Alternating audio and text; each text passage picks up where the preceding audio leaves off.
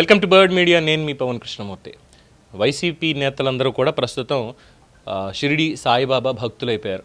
సరే, వాళ్ళ ఇష్టం, తప్పు లేదు. హ్యాపీగా వాళ్ళు ఎవరినైనా కొలుచుకోవచ్చు, ఎవరినైనా ఆరాధించవచ్చు.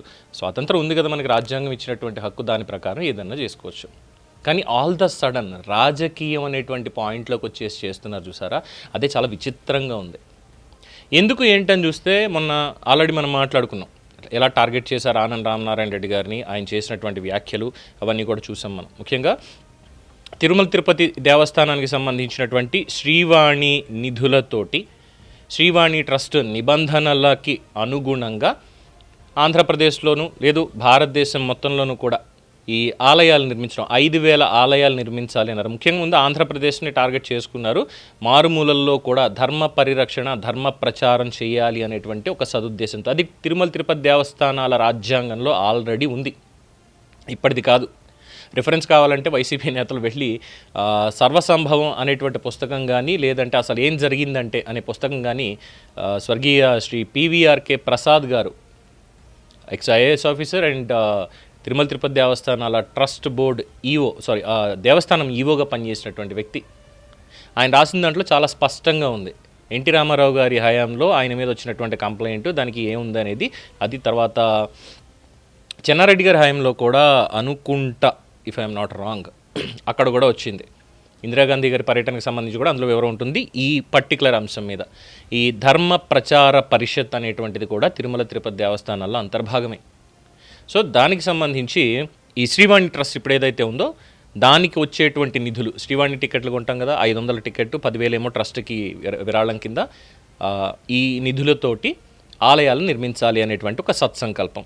ఈ ధర్మ ప్రచారానికి అట్ ద సేమ్ టైం సనాతన ధర్మ ప్రచారానికి ప్రాచీన హిందూ దేవాలయాలు, అది కూడా ఏది ఆగమ సిద్ధాంతం ప్రకారం.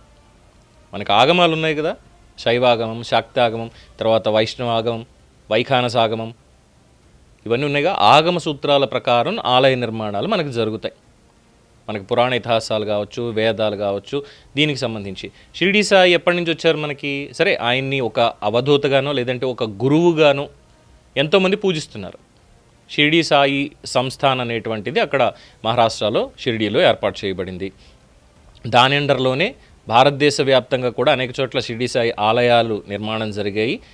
అవన్నీ కూడా ఏంటంటే ప్రైవేట్ ఎంటిటీలుగానే ఉన్నాయి, ఒక ట్రస్ట్ అండర్లోనే ఉన్నాయి తప్ప ఎండోమెంట్స్ డిపార్ట్మెంట్లో లేవు.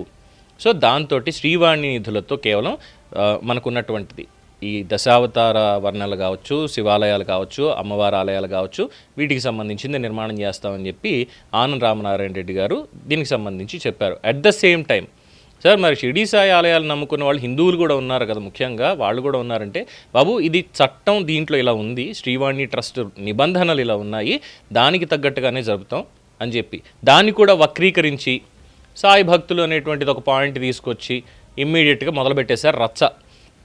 కూటమి ప్రభుత్వంలో ఇదిగో ఇలాగా అన్యాయం చేస్తుంది, అక్రమం చేస్తుంది అని. దానికి కూడా పాపం ఆయన వివరణ ఇచ్చుకున్నారు.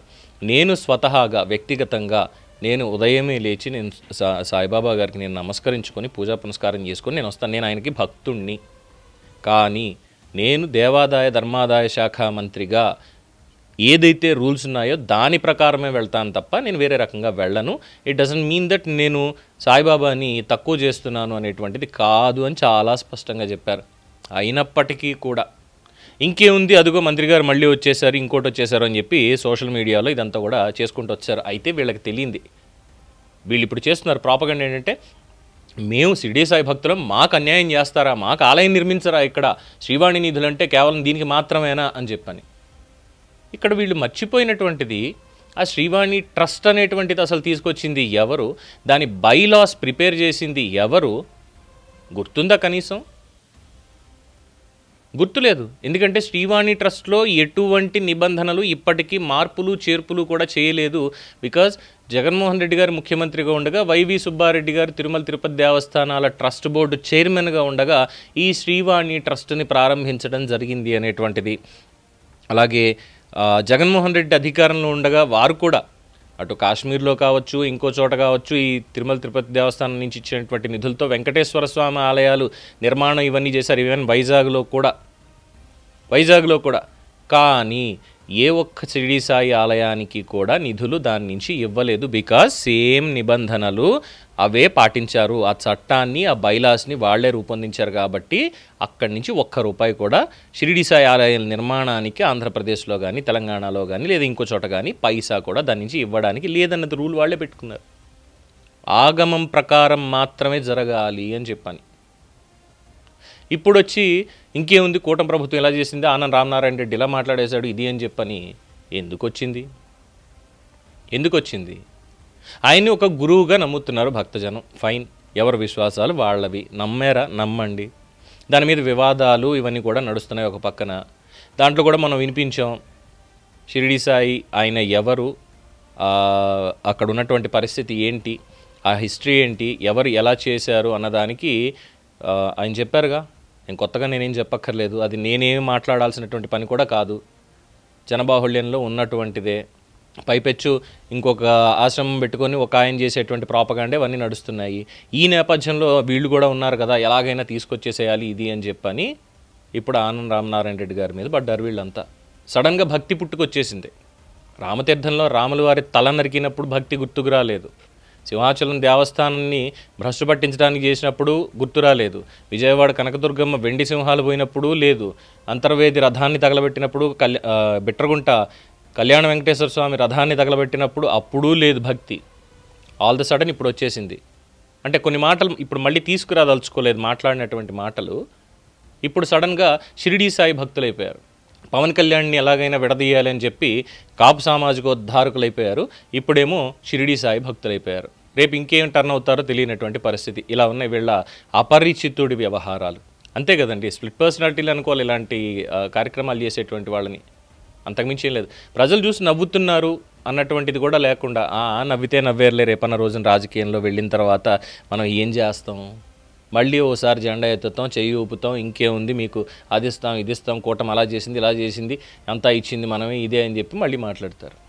వాళ్ళు చేసినటువంటి చట్టాన్ని అక్కడ ఇంప్లిమెంట్ చేస్తున్నారు అన్నది మర్చిపోయి ఈరోజు మళ్ళీ సరికొత్త నాటకానికి తెరతీశారు అని చెప్పి భారీగా విమర్శలు కూడా వస్తున్నాయి. మరి ప్రభుత్వం దీని మీద ఎటువంటి చర్యలు తీసుకుంటుంది? ఎక్స్ప్లెనేషన్ ఇవ్వడం మాత్రమే కాదు, తప్పుడు ప్రచారానికి కూడా శిక్షలు పడాలి అనేటువంటిది ఉందిగా. మరి ఆ రకంగా ఏమైనా ఆలోచిస్తారా లేదా అనేది వేచి చూడాల్సిందే. దీని మీద మీ అభిప్రాయం తెలియచేయండి. చూస్తూనే ఉండండి ది బర్డ్ మీడియా.